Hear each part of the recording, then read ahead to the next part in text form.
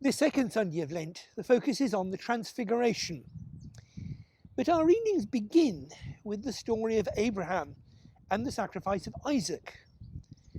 It's a reading that's really quite shocking to us.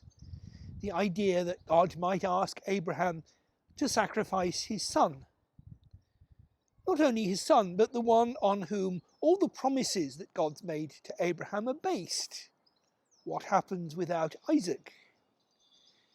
And yet, as we discover, in the end, it's not that God actually wants to sacrifice Isaac.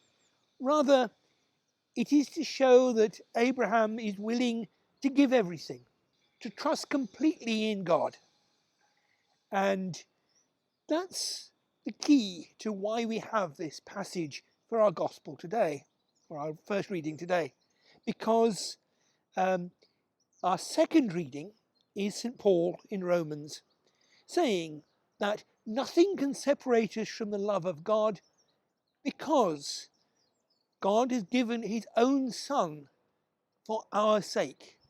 That sacrifice of Abraham is a model of what God does for us.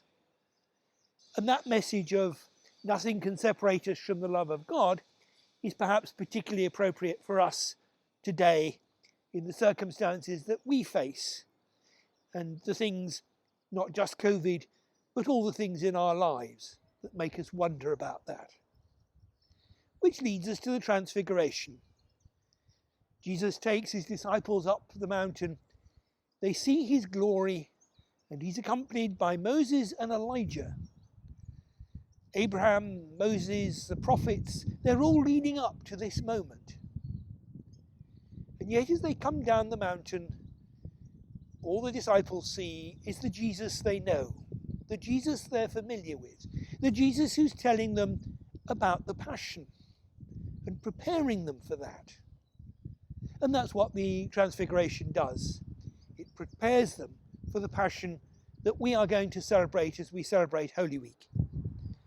And so we might ask that as we hear this story of the Transfiguration, it might give us the confidence that indeed nothing can separate us from the love of God, and that sacrifice of Christ leads to the resurrection.